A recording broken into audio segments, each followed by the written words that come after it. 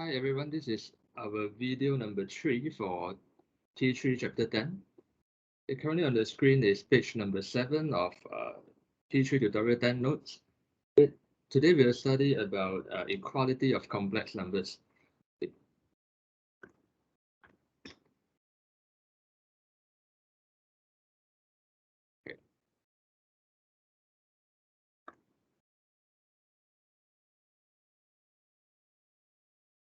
Okay. Point number 1 in the note says two complex numbers x plus yi and u plus vi are equal if and only if x is equal to u and y is equal to v. Well, so it's saying that if x plus yi is equal to u plus vi, then it tells us that the real parts can be equated and also the imaginary parts can be equated. And recall that the real part of a complex number is the term that doesn't contain I, and the imaginary part is simply the coefficient of I. Okay, one important thing that you have to take note here is that your x, y, u, and v must all be real numbers. The x, y, u, and v must all be real numbers that don't contain I. Real number means it cannot contain I. It doesn't contain I. Right, so there are certain more tricky questions that may give you something like this. If they tell you that, for example, z and w are complex numbers,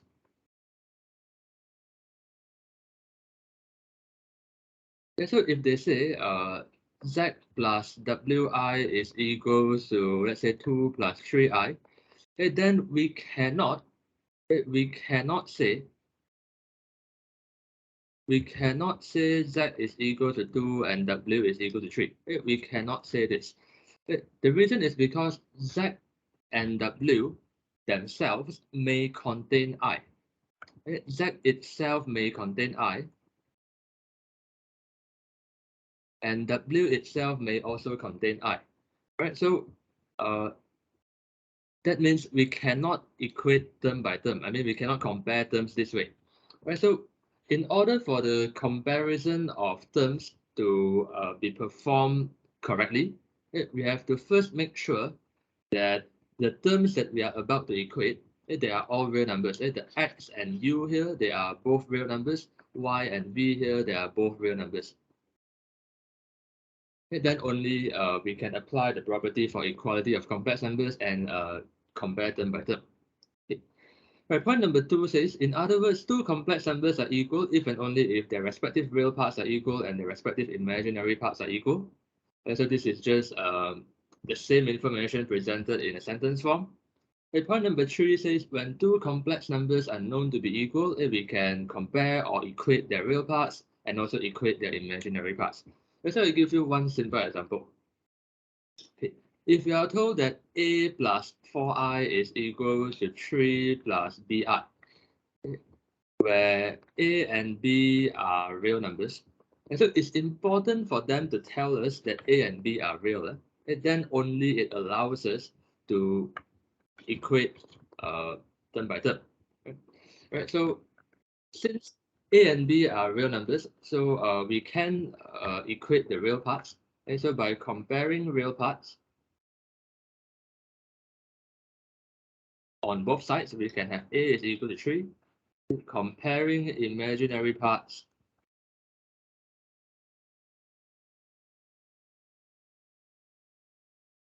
we can have b is equal to 4.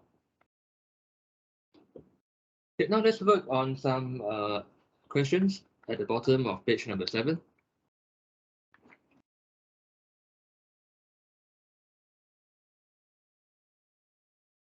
Find the real values x and y such that such equation holds. Okay, so here again, it's important for us to know that x and y are real numbers, and then that allows us to later equate the real parts and imaginary parts on both sides of the equation. Okay, so let's start with part A of the question. The x plus iy, I usually prefer to write my y at the front. I write yi, 1 plus 4i is equal to 6 plus 7i. Okay, so before we compare real parts and compare imaginary parts on both sides, we have to first express both sides in the form a plus bi, where a and b are real. And so that means we have to first expand the left-hand side. We have to first expand the left-hand side. Right? So when doing multiplication of complex numbers, recall that you are encouraged to group together the terms that will generate the real part. I mean the combinations. These two combinations are going to generate for us the real term. So it's preferable to group them together when you expand this product. Okay. So you have x plus 4yi squared. Okay, so these are the real terms. And then you also have the inner and outer combination. Okay, those will give you the coefficient of I. Okay, so I have from the outer combination is 4xi, and from the inner combination is yi. Okay, and then on the right is still the same 6 plus 7i. Okay. Recall that I squared can be simplified to become -1 by definition of I squared. So if I want to get rid of I squared, the plus at the front just reverse to become minus. So I have x minus 4y. And my red colored terms, I will factor out the I have 4x plus y with I at the outside equals 6 plus 7i. And then now we can compare real parts and compare imaginary parts. So we say comparing real parts. We have x minus 4y is equal to 6. Call this equation 1. Comparing imaginary parts. I have 4x plus y is equal to 7. And I just do some rearrangement here. I write y equals to 7 minus 4x, and I call this equation 2. And then next, we just have to solve equations 1 and 2 simultaneously. Okay. Since my equation 2 already has y as the subject, I will just sub 2 into 1. Okay, so I have now x minus 4 times 7 minus 4x is equal to 6. Okay, then just solve for x.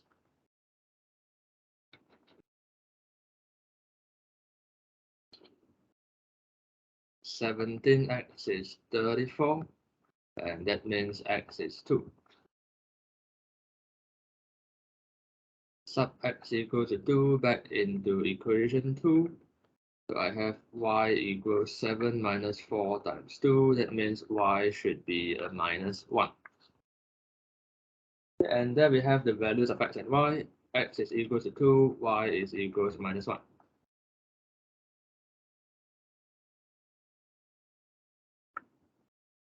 Okay. So I would like to emphasize again that it is important for us to know that x and y are real values. It is due to x and y being real that we know x minus 4y, it must be a real number because x and y are both real. And also 4x plus y is also a real number because x and y are both real. So when your left-hand side is of the form a plus bi, your right-hand side is also of the form a plus bi, where a and b are both real, then that allows us to equate the real parts and also equate the imaginary parts. Right, so it's important for us to know that the two yellow circled terms are both real. Then only we are allowed to equate real parts and equate imaginary parts. Okay, now let's move to question B.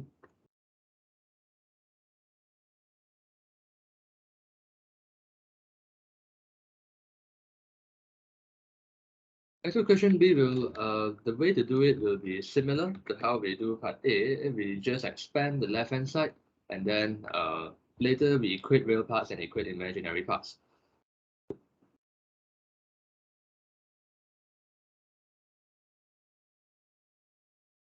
Okay, expand the left-hand side, I have x plus 2xi, 2y minus 2, minus yi is equal to 4 plus 5i.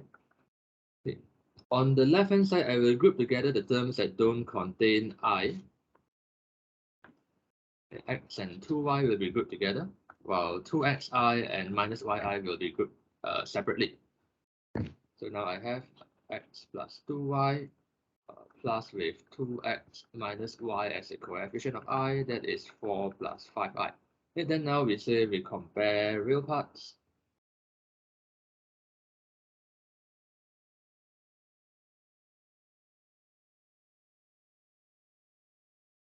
Compare real parts, we have x plus 2y is equals to 4. Compare imaginary parts. The imaginary parts are the coefficients of I. Okay, so we have 2x minus y is equals to 5. And from here, I do a bit of rearrangement. I write y as my subject. That would be 2x minus 5. Okay, I call this as equation 1 and this one as equation 2. Then, as usual, solve the two equations simultaneously. Sub 2 into 1.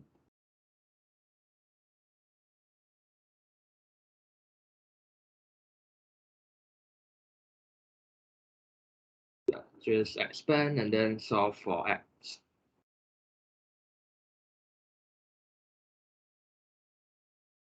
5x is 14, x is 14 over 5. Then sub x equals 14 over 5 into equation 2. Y is 2 times 14 over 5 minus 5. So at the end, we should get y equals to 3 over 5. So at the end, these are the final answers. X is 14.5, y is 3 over 5. Okay, next we move to question 2.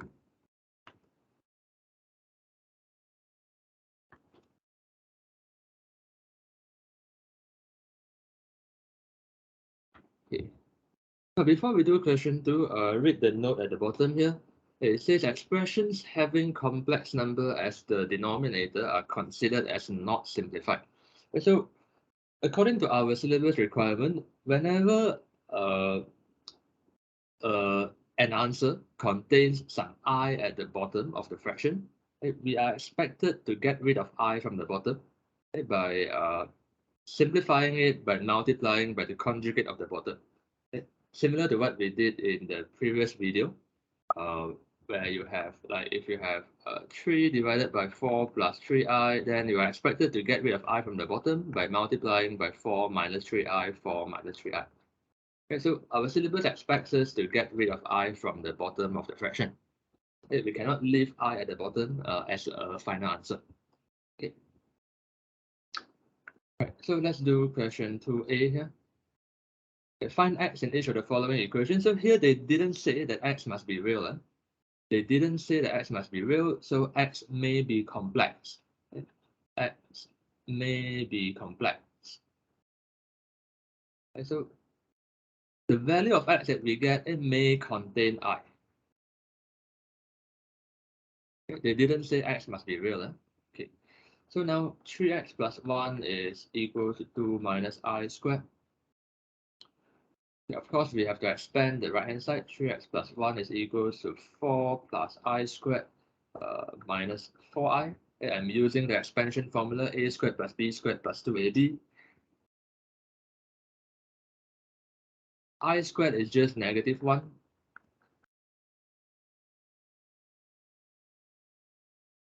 That's 3 minus 4i.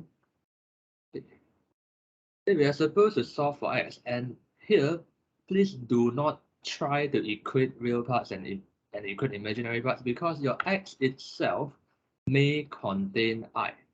Your x itself may contain I. So right now, it is not suitable for us to compare real parts and compare imaginary parts. We can't do that because x itself may contain I.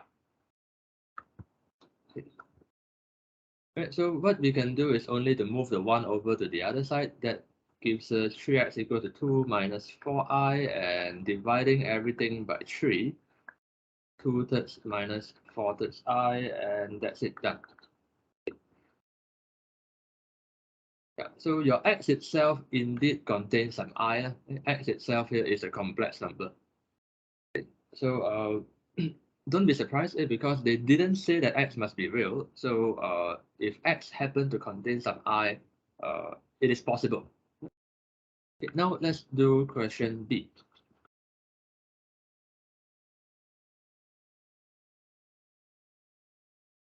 Okay, so one way to do this question is to first get rid of fractions where I move my x over to the other side. In other words, I multiply both sides by x. So I end up having 1 minus I times with x. X plus 1 is x minus xi. Okay, then I subtract both sides by x. Okay, so notice that these two terms will cancel each other. Yeah, and that leaves us with 1 equals to negative xi. Or in other words, 1 is equal to x times negative I. Okay, so I can just divide by negative I, giving me x equals to 1 divided by negative I. Okay, however, we are not allowed to leave I at the bottom of the fraction as the final answer. Our syllabus doesn't allow us to leave I at the bottom. They expect us to simplify it further. Right, so you can of course multiply by the conjugate of negative I, which happen to be plus I above. Yeah, you can do this. Alternatively, if you use a different mindset, realizing that I squared will give you -1, okay, then you can just try to generate an I squared term at the bottom. Yeah, so well, if you use this mindset, the term that you can multiply with happen to be still I over I. Okay? Yeah, okay, so that's what we'll do. Okay, so I will multiply by I over I. So that gives me x is equal to I divided by negative I squared. That means x is I divided by negative of -1. Okay. I squared itself is -1. I squared itself is -1. So I divided by double -1, that gives me I divided by +1. Therefore, x is just I at the end. Okay, done.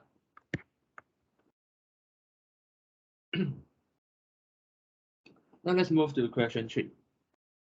Okay, question 3 is actually a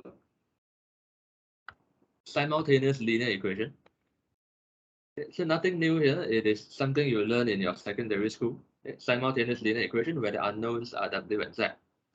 The thing that makes it more complicated here is that now instead of equations like x plus y equals to 3, 2x plus 4y equals to 15, yeah, instead of having uh, a pair of simultaneous equations like this, now the constant term that appears on the right hand side, it contains some I.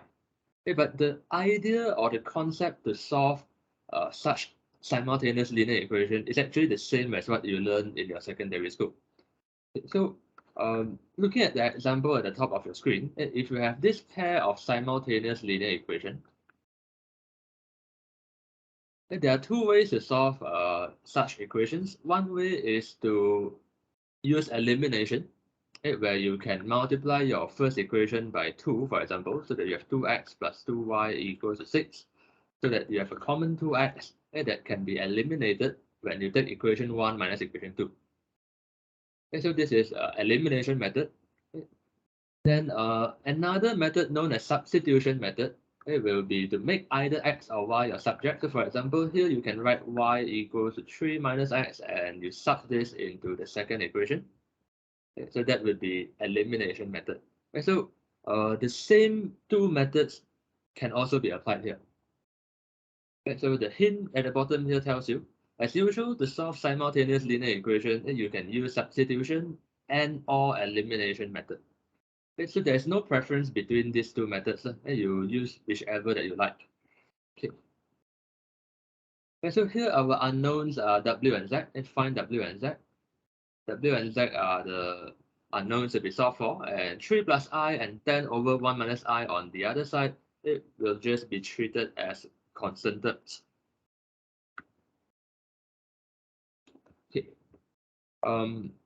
Well, so again here, you have to be aware that W and Z, they are complex numbers. So W itself may contain I, Z itself may contain I.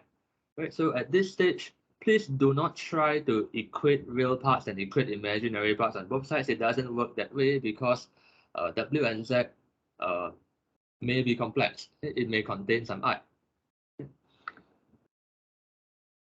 We can only equate real parts and equate imaginary parts when both sides are of the form A plus BI, where A and B are both real. Okay, so here we want to solve simultaneous equation, but first of all, notice that 10 over 1 plus I, this term looks very messy. It has some I at the bottom, making it hard for us to solve simultaneous equation. So I would prefer to simplify this number first. Simplify this term first. So let's start with W minus 3Z equals 10 over 1 minus I. I want to simplify the right hand side first.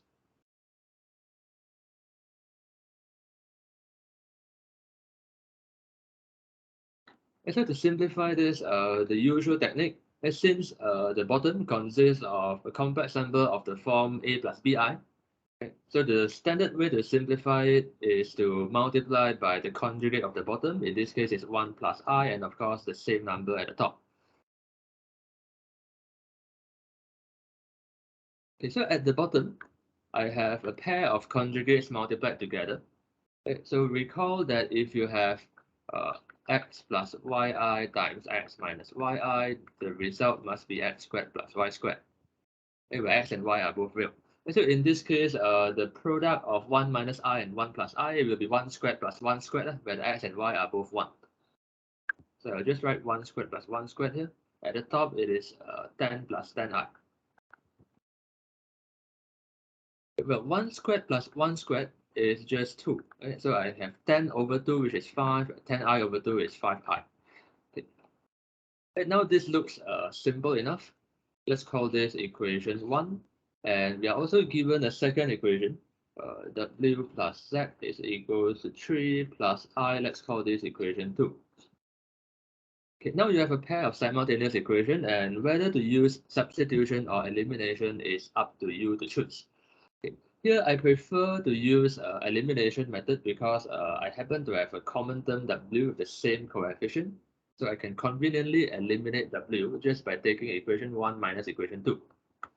So if I take 1 minus 2, W will be eliminated. Then I have minus 3Z minus Z on the left. And I have 5 plus 5i minus the entire 3 plus I on the right. So that gives me negative 4z on the left. On the right, I have 5 minus 3. The real term will be 2. 5i minus I, that will be plus 4i on the right. Then z is just 2 plus 4i, the whole thing divided by negative 4. Okay, writing the two terms, writing the right hand side as separate two terms, I will have now minus half and minus I. Okay, and that's it for z. This question asks us to solve simultaneous equation. Of course, we have to solve for the other unknown as well. The other unknown is W. Okay, so I just continue on the right of the screen here. Sub Z equals to negative half minus I into equation either 1 or 2. 2 looks simpler, so I sub into 2. So I have W plus by Z, that's minus half minus I is equal to 3 plus I. So this is simply W minus half minus I is equal to 3 plus I.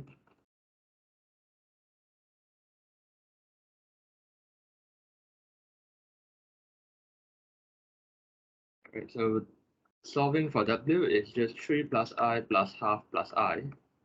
That means W is 7 over 2 plus 2I.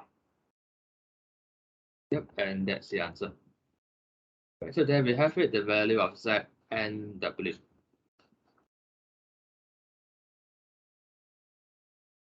Okay, now we'll solve question number 4. Okay, question number 4 is also a very common style of question that appears in past year. Okay, so sometimes the equation that is given to you will have z and z star appearing in the same equation. And they say z and z star are a pair of complex conjugates. Okay, so in order to solve this kind of equation, we should introduce on our own z equals x plus yi. We should introduce this on our own where x and y are real.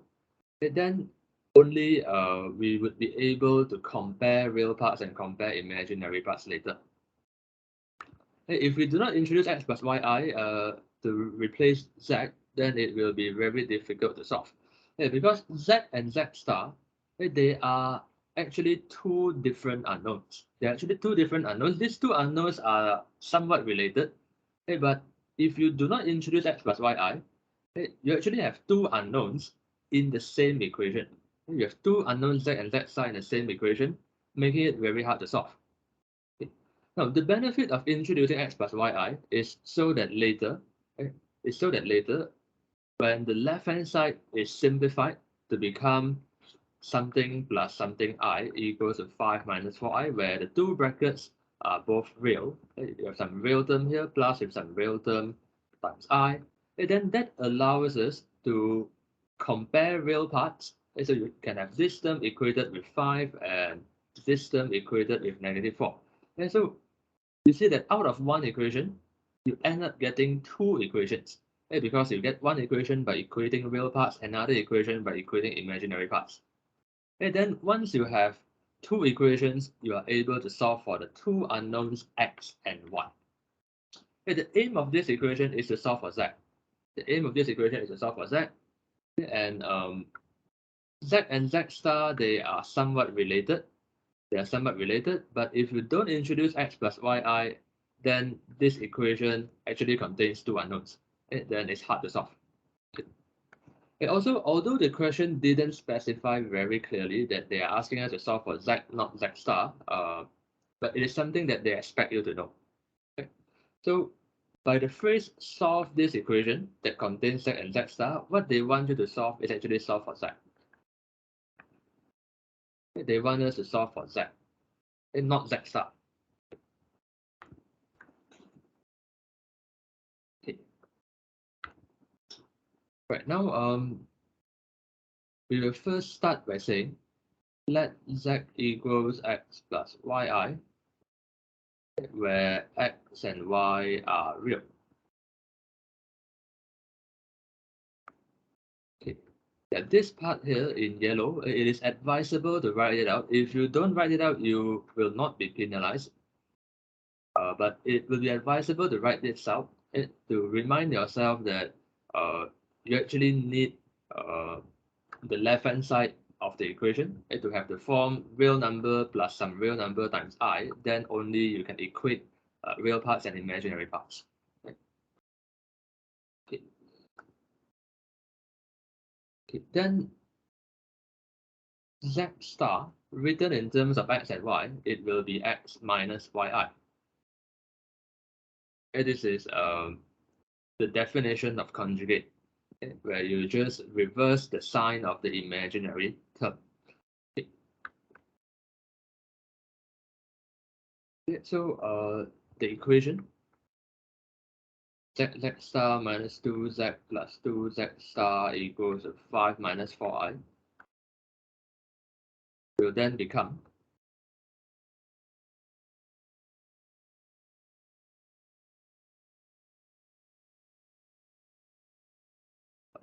x plus yi, x minus yi, 2 times x plus yi plus 2 times x minus yi is equal to 5 minus 4i. Okay, notice that this term in blue is just a product of a conjugate pair, which we know the result must be x squared plus y squared. And so we just apply that shortcut result, x squared plus y squared. And then the rest I just expand.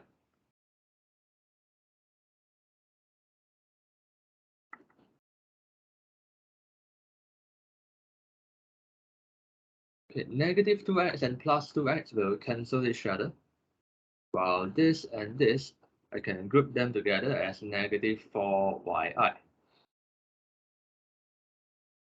X squared plus y squared,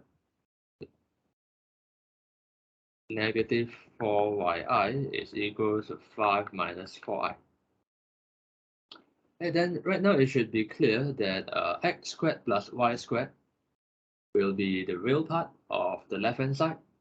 And this is to be equated with 5 on the right, while my negative 4y is the imaginary part of the left hand side to be equated with negative 4 on the right.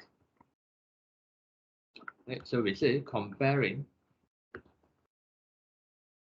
Okay, so here it would be better to compare imaginary parts first, because negative 4y when equated with negative 4, we can easily get y already. Okay, so comparing imaginary parts, we have negative 4y equals to negative 4, and that gives us y equals 1. Then compare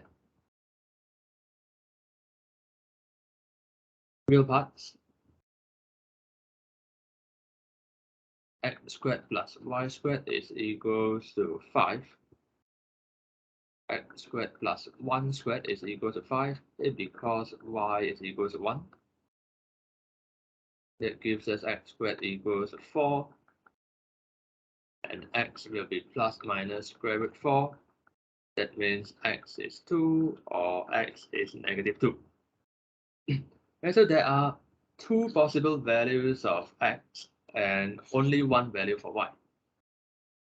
The aim of this question is to solve for z, and at the beginning we have set z to be x plus yi. And so there will be two possible answers for z. You have the first pair where x is 2, y is 1. The second pair will be x is negative 2, y is 1. And therefore, write down the value for z. So z is equals to 2 plus I, where x is 2, y is 1, or z is negative 2 plus I. Yeah, so these are the final answers. And so don't forget to write down your final answers at the end, because they want us to solve for z. And so at the end, you have to state the values of z. So there are two possible values that z can take, either 2 plus I or minus 2 plus I. They expect us to find both answers for that.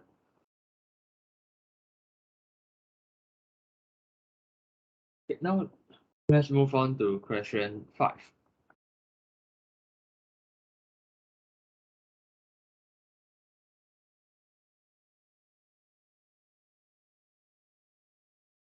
The complex number w is such that w is equal to a plus ib, where a and b are non-zero real numbers. So we know that a and b are real and both of them are not zero. Okay. The complex conjugate of w is denoted by w star, as usual. Given that w square over w star is purely imaginary, find the possible values of w in terms of a. They want w in terms of a. In other words, we should get rid of b. We should get rid of b. Because w is originally in terms of a and b. But the final answer, they only want it in terms of a, so we have to think of a way to get rid of b later. No, they tell us that w square over w star is purely imaginary. So what is the meaning of purely imaginary? Recall from page 1 of the notes. At page 1 of the note, you were introduced to the term purely imaginary. It appears here at point number 6 on page 1. And so it says, if a complex number has a form z equals x plus yi, where x and y are real, if x is equal to 0, then the complex number is purely imaginary. It means the real part of the complex number is 0. For just one example, the 2i is purely imaginary, because this term is effectively 0 plus 2i, where the real part is 0. Right, so since we know w squared over w star is purely imaginary, that means we know that the real part of this number is 0. Right? So this is where we can form an equation later. We know that the real part of this number must be 0. Okay, so now let's do some computation first. W is a plus bi, where a and b are real. Okay. W square over w star. W square is a plus bi whole thing squared. W star will be just a minus bi. A plus bi squared I expand as usual. A squared plus b squared I squared plus with 2abi divided by a minus bi.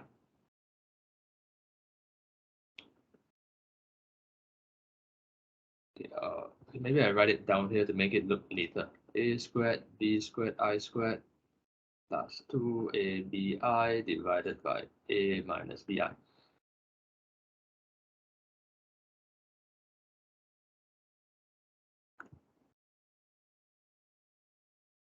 Okay, I squared is -1.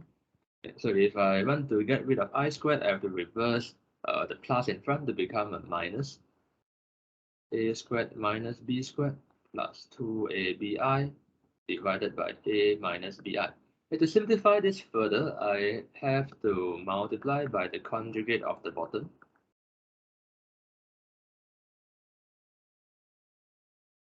So that now at the bottom, I have a pair of conjugate multiplied together, giving me a squared plus b squared.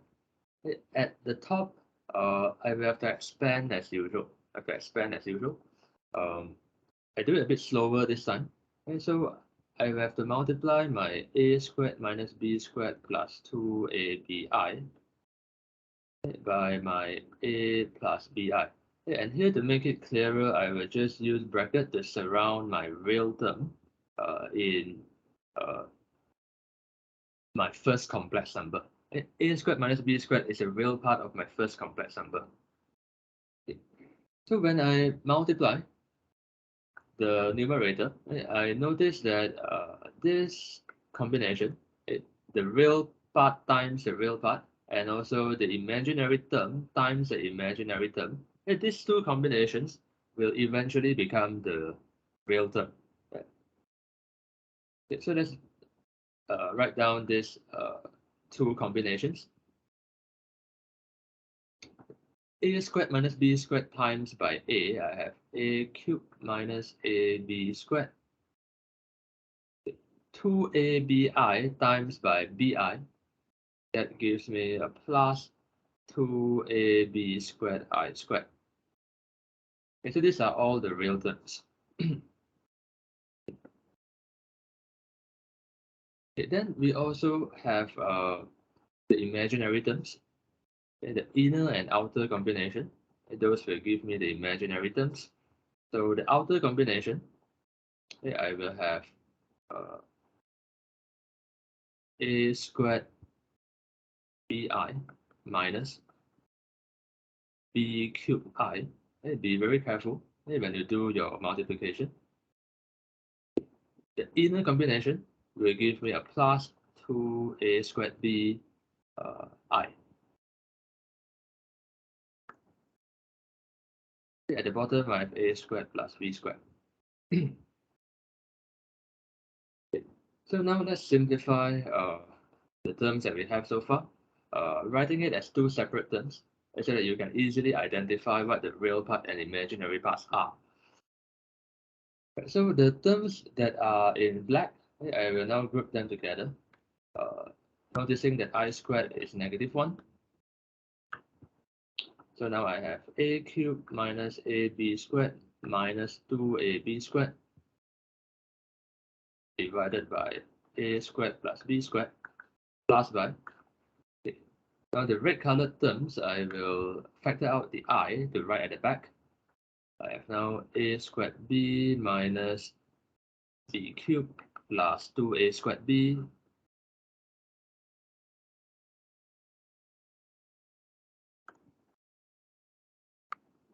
And the bottom is a squared plus b squared.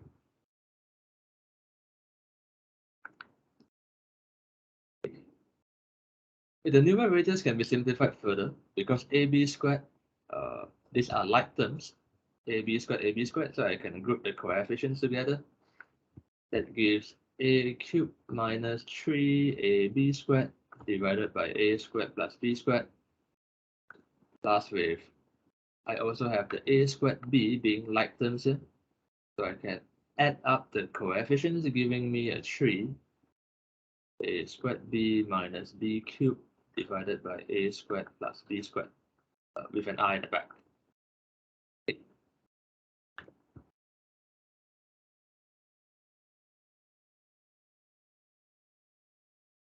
Now, we are told that w squared over w star, this thing here, is purely imaginary. So I will just shrink my screen a bit. I just continue on the right of my screen. Since w squared over w star is purely imaginary,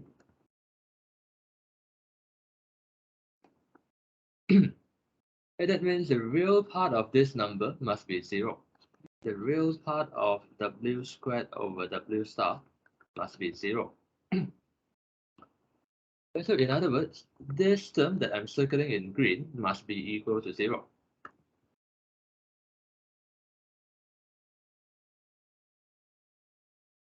A cubed minus ab squared divided by a squared plus b squared is equal to 0. Now, because a and b are both non-zero real numbers, a and b are both non-zero real numbers, then a squared plus b squared, if a is non-zero, then a squared must be strictly positive, b squared is also strictly positive, so a squared plus b squared, it must also be strictly positive and hence not 0. So that allows us to safely multiply it over to the other side.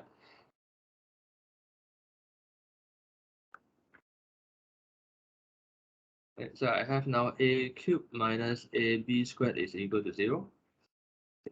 I can factor out an a from the left, so giving me a bracket a squared minus b squared is equal to 0.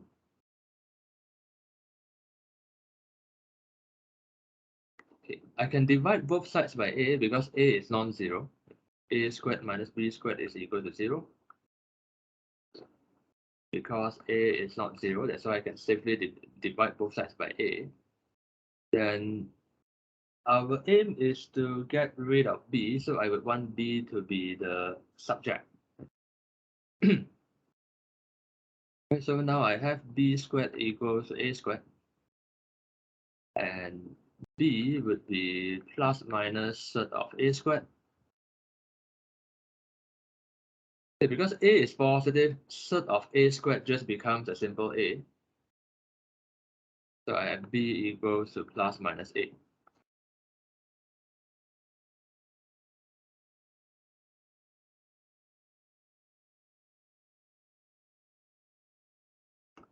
Oh, sorry, I missed out a 3. I missed out a 3, sorry. Okay, a cubed minus, it is this part that I left out a 3. So let me fix this mistake. I left out a 3 here. So now I have the next line a cubed minus 3ab squared. And the next line, there should still be a 3 here, 3b squared. And the next line, after dividing both sides by a, I have a squared minus 3b squared. Yep.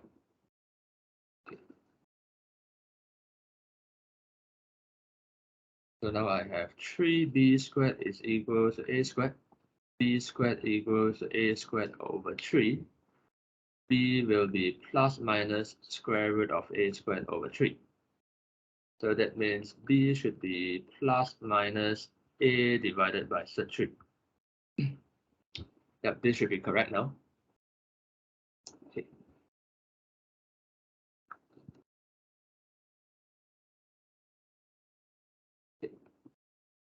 Okay, so since now we have already B written in terms of A, we can then write down the two possible values of W in terms of A.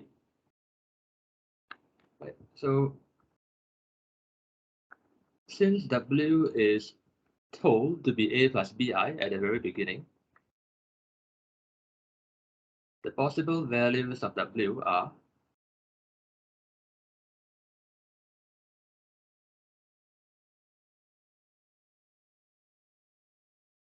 W equals to A plus B is either A over Z3 or negative A over Z3. We just sub this into the B here. So so W is either A plus A over Z3I or W is equal to A minus A over Z3I. Yep, and that's it.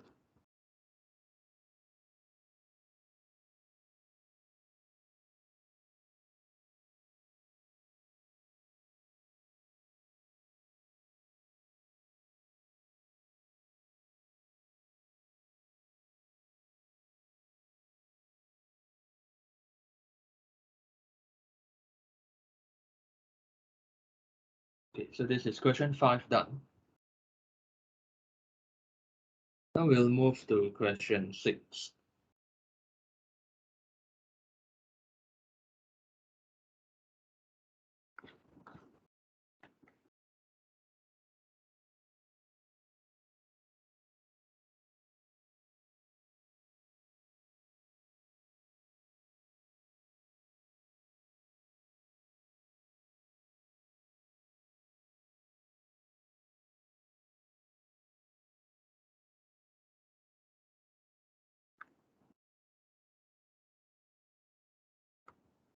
Okay, question 6, you are given that z is 1 plus 2I.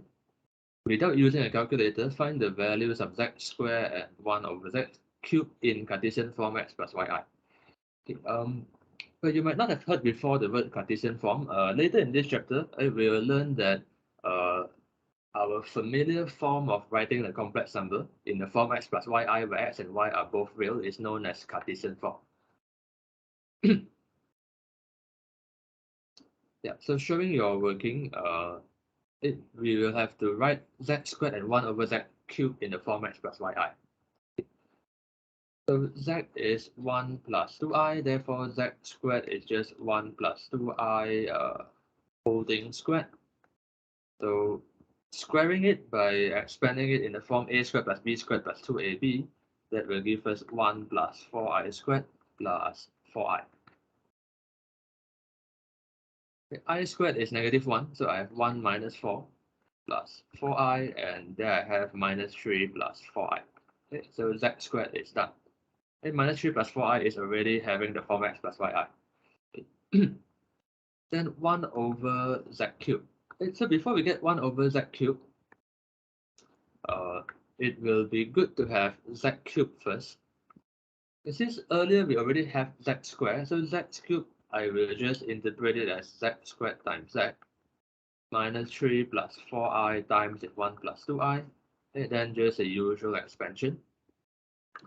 I'm going to expand this and this combination first because this will generate the real term for me. Minus 3 plus 8i squared. And then the other two combinations, this and this, outer combination is minus 6i, inner combination is plus 4i.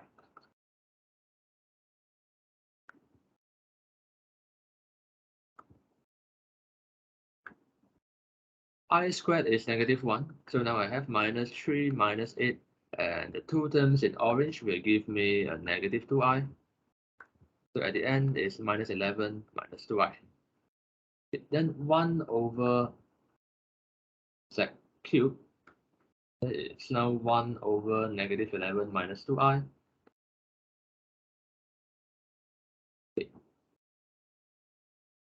To get rid of I from the bottom, the standard way is to multiply by the conjugate of the bottom, that is minus 11 plus 2i. Okay, the real part is unchanged when you take the conjugate, negative 11 unchanged. Now at the bottom, we have a pair of conjugates multiplied together. The result is the x squared plus y squared. So it's a real part squared plus by 2 squared. At the top, it's just minus 11 plus 2i. At the bottom is a 125. So I have minus 11 over 125 plus 2 over 125i. And done.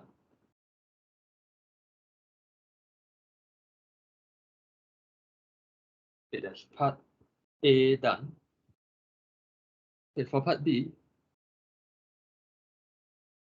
the real numbers P and Q are such that this bunch of mass is real. So if a number is real, that means the imaginary term must be 0, or in other words, the imaginary part is 0.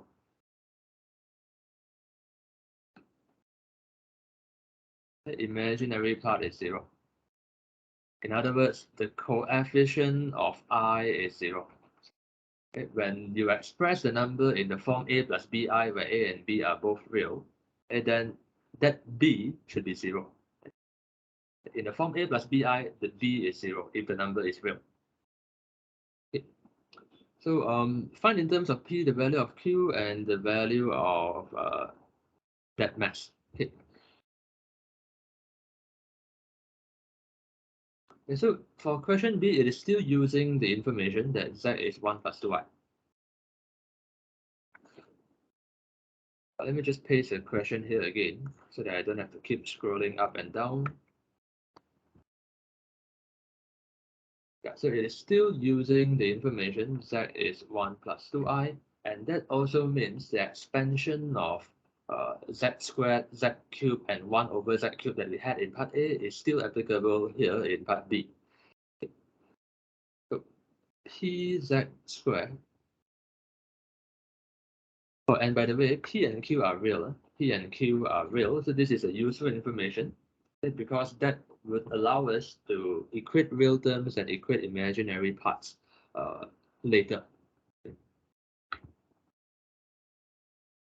No, I mean P and Q being real, that would allow us to um, set the coefficient of I to be 0 later because we know this bunch is real.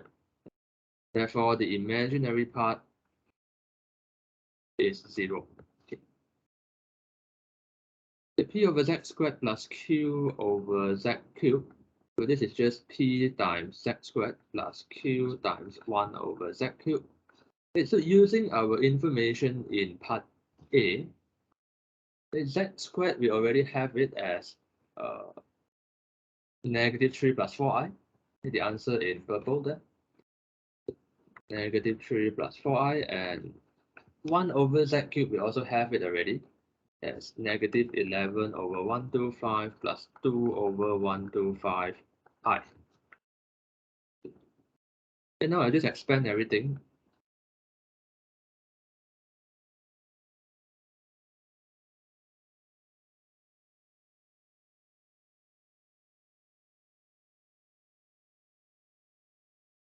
And now I will group the terms that don't contain I, which are this and this together. And the other two terms, I will also group them separately. So I have now minus 3p minus 11 over 125q. So this will be the real part of the number, plus with 4p plus 2 over 125q. These are the coefficient of I.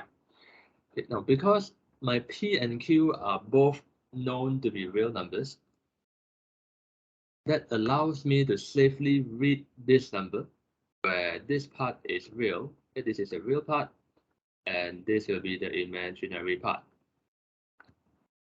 It is due to the fact that P and Q are both real that we can safely read the two underlying terms as real and imaginary parts respectively. Because in the form A plus BI, if we want to read A as real part and B as imaginary part, we need A and B to be both real. So it's important to know that P and Q are both real here. Okay. Right. So since pz squared plus pz squared plus q over z cubed is real, the imaginary part of this number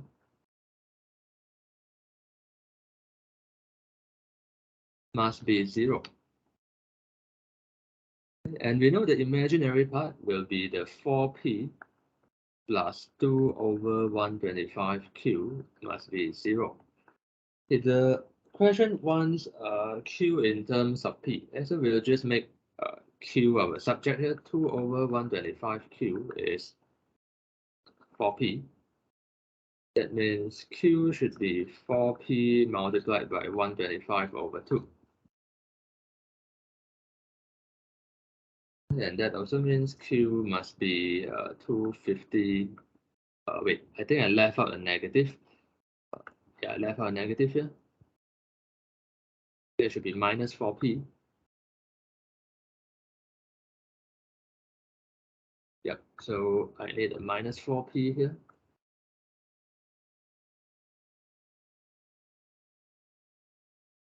And the answer should be minus 250p. Yeah. So this is q in terms of p, as required by the question. Then they also want us to find the value of pz squared plus q over z cubed in terms of p. Okay, so we just need to sub. We just need to sub q equals to minus 250p into this line.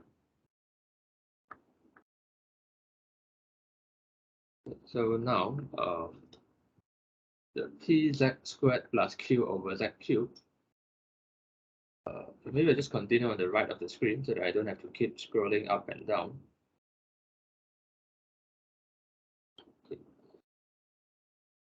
Now pz squared plus q over z cubed. It is negative 3p minus 11 over 125. Q is negative 250p plus 4p plus 2 over 125. Again, I will sub in q to be negative 250p and then I at the outside. And then the rest is just simplifying the numbers. Minus 3p, this should be a plus 22p. This should be a minus 4pi. So don't be surprised to have 4p minus 4p cancelling each other to become 0, because the question already tells us that the pz squared plus q over z cubed is real. And so the imaginary term should have a 0 coefficient. That is normal. That is expected, in fact. So at the end, we have a 19p. Yeah.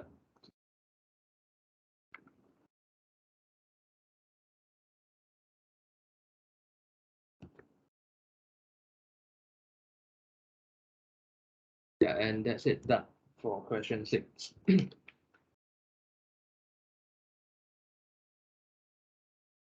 Next, we'll move to page 8, where we'll study about square roots of complex numbers.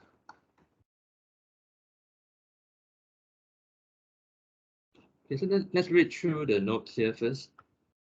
Okay, so the concept of square root of complex number, it will be different from square root of real numbers. And so recall that for real numbers, for example, square root of 9, it is interpreted as the positive square root of 9. Positive square root of 9, and we know the answer is only 3. Negative square root 9 is interpreted as negative square root of 9, and that will be negative 3. Hey, but here, when we talk about square root of complex number, it will have two answers. Point number 2 says so. Okay? So let's read through point number 1 first. Point number 1 says the roots of z squared equals a plus bi, where a and b are real, are called the square roots of a plus bi.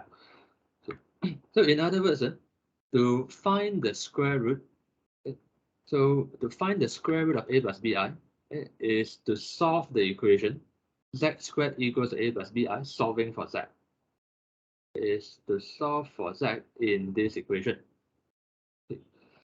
The point number 2 says square root of a complex number with a non-zero imaginary part.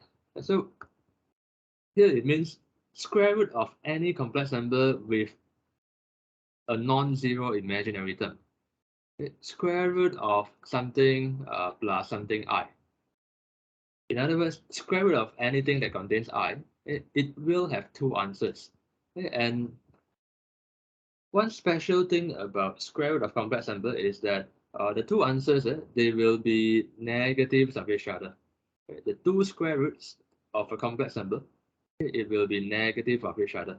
It says that two answers are equal in magnitude but opposite in sign. You will have plus minus of the same thing. Point number 3 says when working with complex number with a non-zero imaginary part, the sign square root no longer means a positive square root. Unlike when used in the case of real number, where you have square root of 4 is equal to 2 and not plus minus 2. Okay, so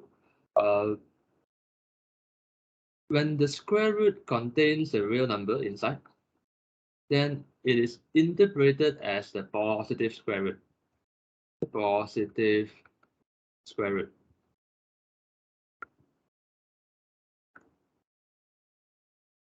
Okay, but now if you have square root of something that contains I, it no longer means a positive square root.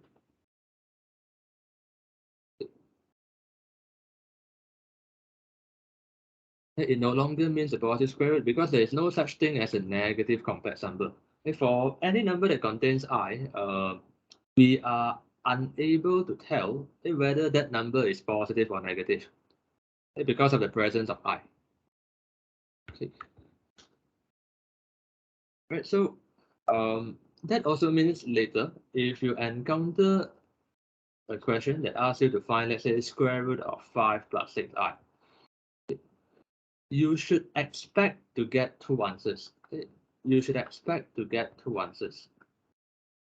This is unlike the case where you have square root of 9, where you expect to get only one answer. When we are asked to find square root of a complex number, we should always expect to get two answers because the square root symbol no longer means a positive square root.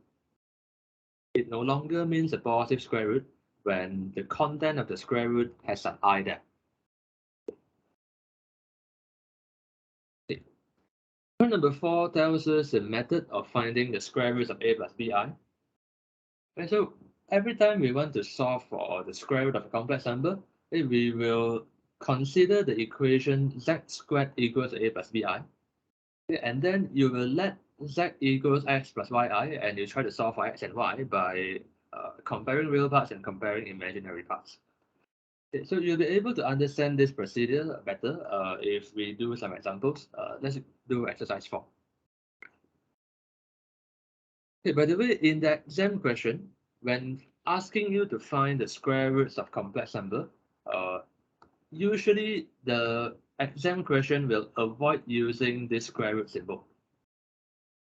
So usually, exam question, it will avoid using this square root symbol. Okay, when asking us to find the square root of a complex number, usually the way they phrase it will be, they will say find the square roots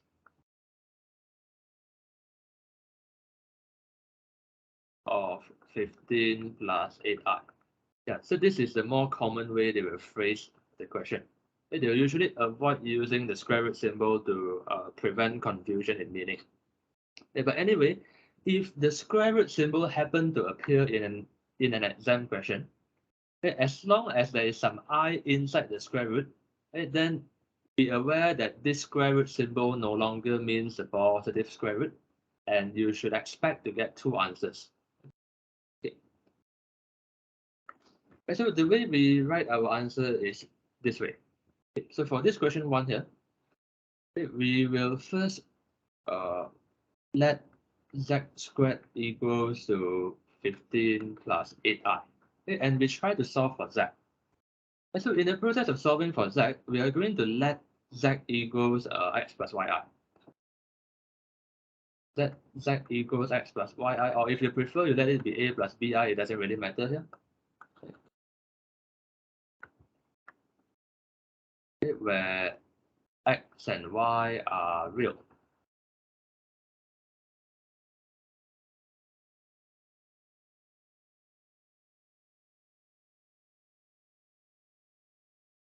So now we have x plus yi squared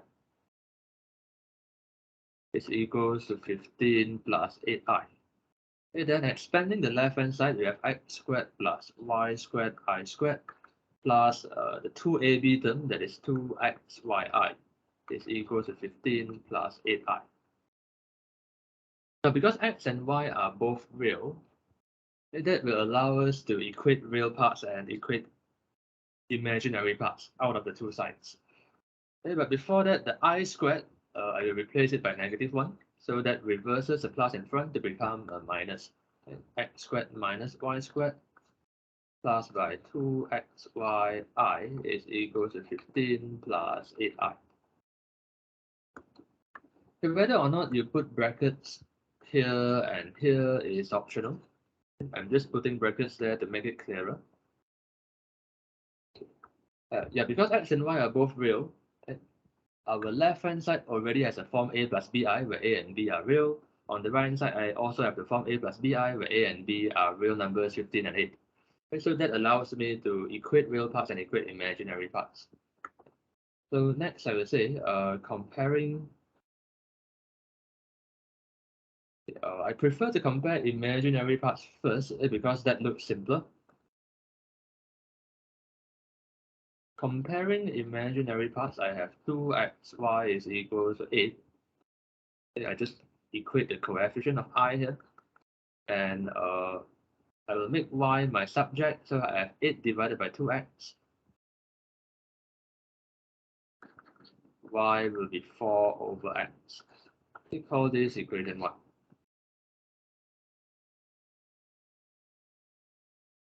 Comparing real parts.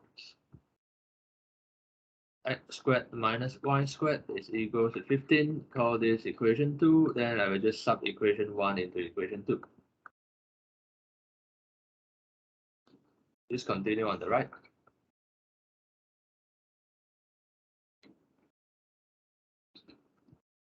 I have now x squared plus 4 over x squared is equal to 15.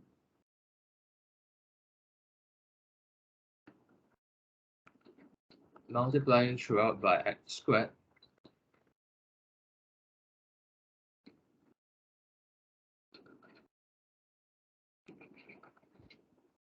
Okay, so treating this as a quadratic equation with variable x squared, I can factorize this into x squared minus 16, x squared plus 1. Wait, that's it? No, I think this is not the right factorization. Oh, wait. I made a mistake here. It should be x squared minus y squared. Yeah, it should be a minus here. Minus here. Minus here. And it should be a minus here. Yeah. Yeah, then this is now a correct factorization.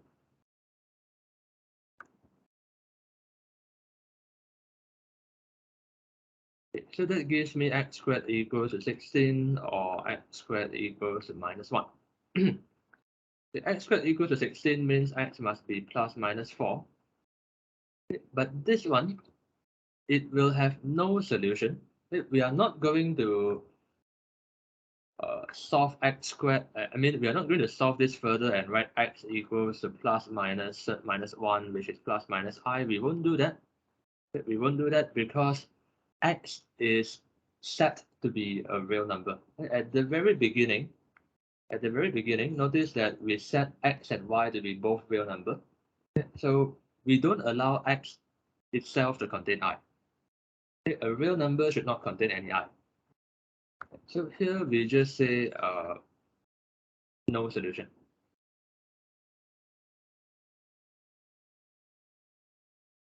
Because x is a real number.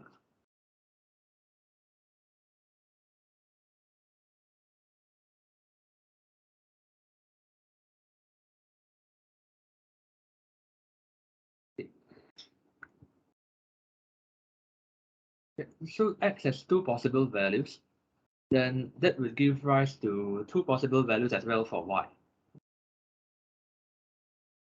So when x is 4, using equation 1, I have y equals 4 over 4, which is 1. When x is minus 4, then using equation 1, I have y equals 4 over minus 4, that gives minus 1. Okay, so I have two pairs of values for x and y. They are namely 4 and 1, and also minus 4, minus 1. So at the end, remember to state the answers. And therefore, square roots of 15 plus 8i,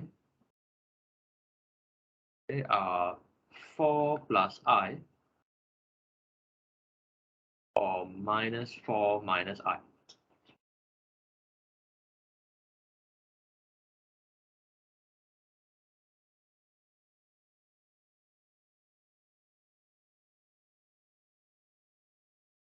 Yep, and that's it. So at the end, just remember to state your final answer. Okay? The square roots are this and this, in the form a plus bi. We also quickly do questions 2 and 3. So the way to do question 2 and 3 will be the same as how we do question 1. It's just that now the question is phrased in a different way, where they avoid using the square root symbol. Here they say find the square roots of minus 5 plus 12i. So again, we are going to set z squared to be minus 5 plus 12i, and we solve for z. So solving for z in this equation is the same as finding the square root of minus 5 plus 12i. Let z equals x plus yi, where x and y are real.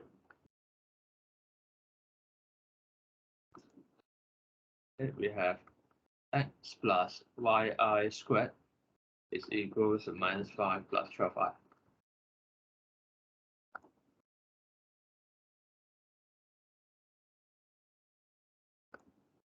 And then just expand the left hand side as usual, x squared plus y squared I squared plus 2xyi is minus 5 plus 12i. I squared is negative 1.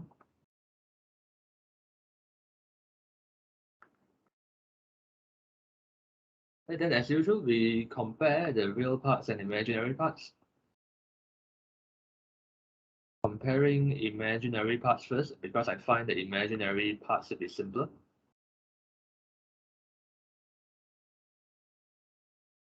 I have 2xy is equal to 12. That means y is 6 over x. Call this equation 1.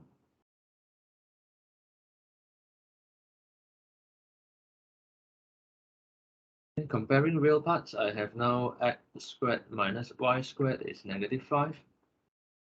I call this equation 2. Get sub 1 into 2. X squared minus 6 over x whole thing squared is equal to negative 5.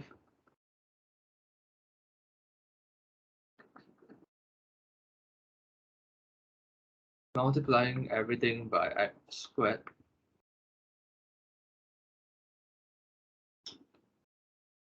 Move everything to one side.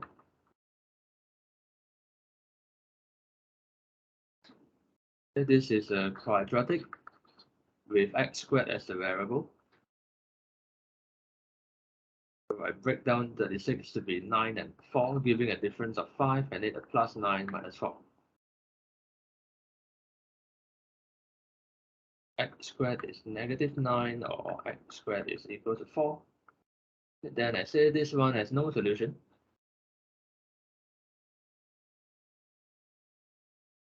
Because x is a real number.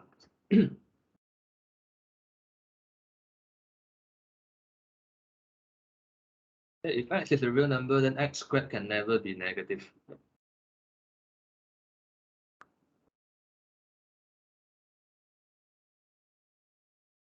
Therefore, x is plus minus 4, which is plus minus 2.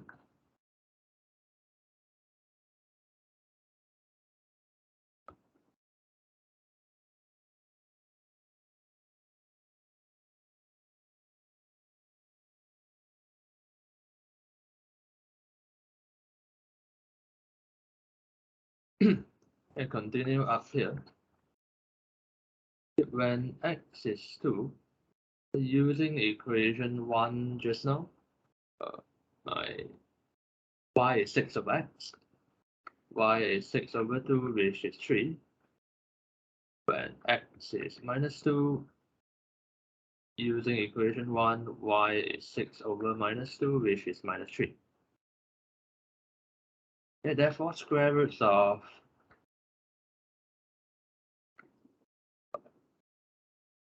minus 5 plus 12i, they are either xy being 2 and 3, or xy being minus 2 minus 3. All right, so write the answers in the form a plus bi. They are 2 plus 3i, or minus 2 minus 3i. Done.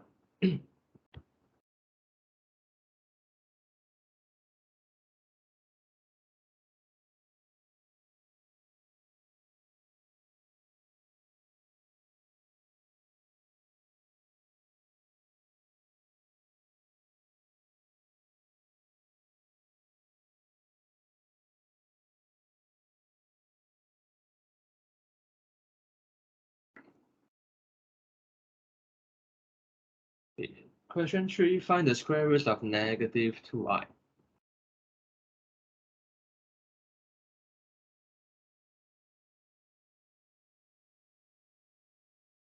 Okay, so again, it's a similar procedure. We would first start by saying let z squared equals to minus 2i, and then later we'll solve for z. And then we set z to be x plus yi, where x and y are real. We have x plus yi squared equals to negative 2i. Expand the left-hand side as usual.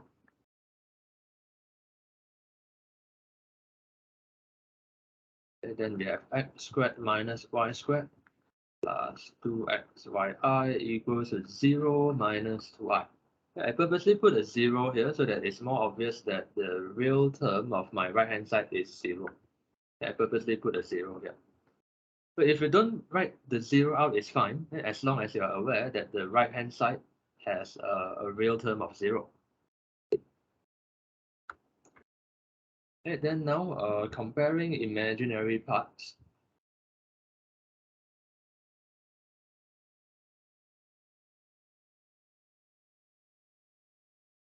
On the left, I have 2xy as a coefficient of I. On the right, I have minus 2.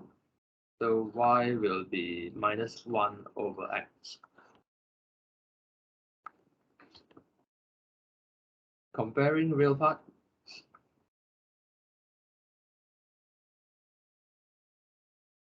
X squared minus y squared is equals to 0. We call this equation 2. Okay, sub 1 into 2.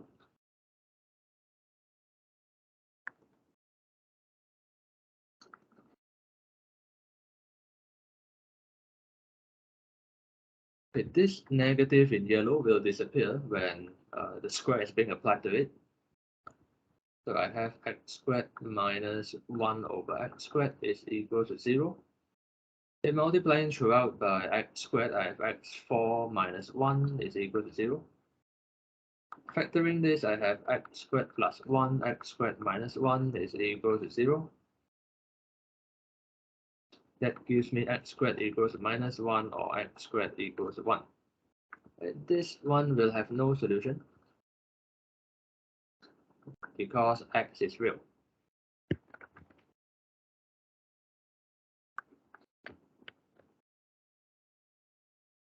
Therefore, x must be plus minus 1 coming from here.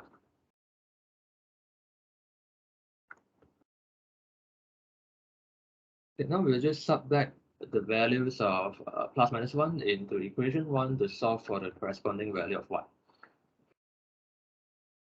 When x is 1, using equation 1, I have y equals minus 1 over 1, which is negative 1.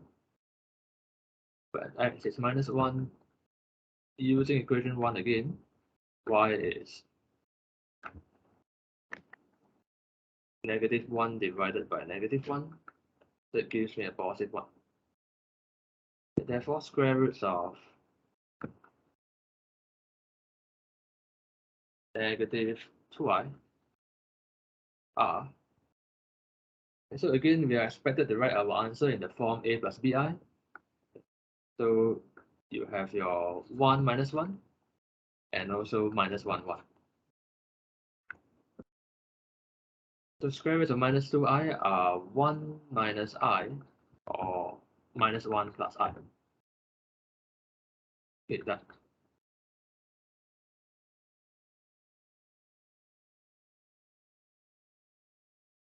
Okay, so these two answers here, some books may write them as, they may write them in one go as plus minus of 1 minus I. And so it means the same thing. Plus minus of 1 minus I means it is 1 minus I itself, okay, or negative of 1 minus I, and it will be the same thing.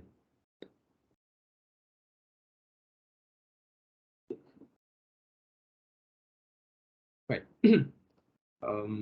I'll end this video here, and in our next video, we'll continue to study roots of polynomial equation at the bottom half of page 8.